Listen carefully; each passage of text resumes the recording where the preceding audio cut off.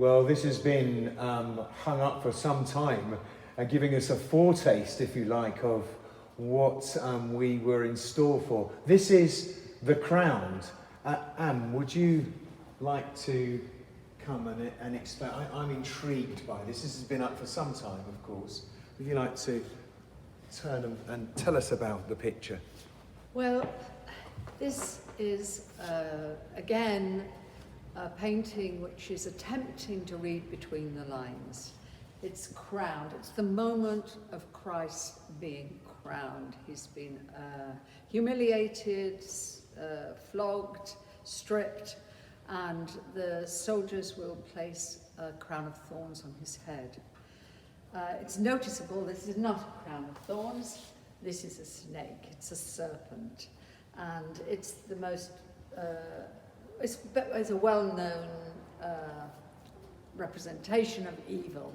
So it relates to the Garden of Eden and to the serpent as representing something insidious and frightening to some extent, something that's threatening. So I've painted it as something which can't threaten. It's placed on Christ's head, but it's impotent. It's not affecting Christ. Christ is not succumbing to the evil that's surrounding him at that time, the evil of humankind. He's actually impervious to it. All we're left with is this headless snake curved in upon itself and incapable of striking. Beneath the snake, and beneath these curves of the snake, in the curve of the eyebrow, in the circular light shining upon this face, then we have exquisite sense of calm. Jesus is looking inward. Jesus is speaking to his Father. Jesus is in some way in the process of understanding what his fate is. As he comes to this moment, then this is a face of great acceptance. He's not rejecting it. He's not knocking the crown off. He's actually here, and in a way, he's subjecting himself to death. Of course, the other picture that we have, Anne, is the nails, but it's not called nails, is it? Now, this is interesting. What is this called? Well, this is called the thief and the gift. Because interestingly, traditionally, at Stations of the Cross, it is Jesus is nailed to the cross.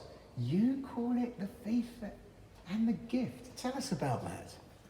Well, here what I've tried to portray is the idea of Christ's offering the greatest gift of all, which is the gift of forgiveness to the thief. At this moment, I've also taken the liberty of imagining that Christ's hand on the cross, here, nailed to the cross, that Christ's hand might have just touched upon the elbow of the thief. And I've used the rope to make this sign of the cross here. And of course, we have the idea that we've got blood running from both men. Almost in their veins. Yes. And I thought perhaps of it touching. So in a way, because Christ's blood is given for that thief, the idea that the thief himself might be receiving the blood. And it's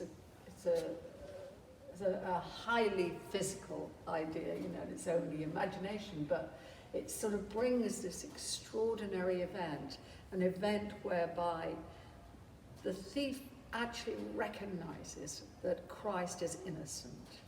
And he also admits that he isn't, that he himself deserves this death, but that Christ doesn't. And so at this moment of forgiveness and preempting that forgiveness that Christ's offering is confession, which is really interesting seeing that. And it's in a book.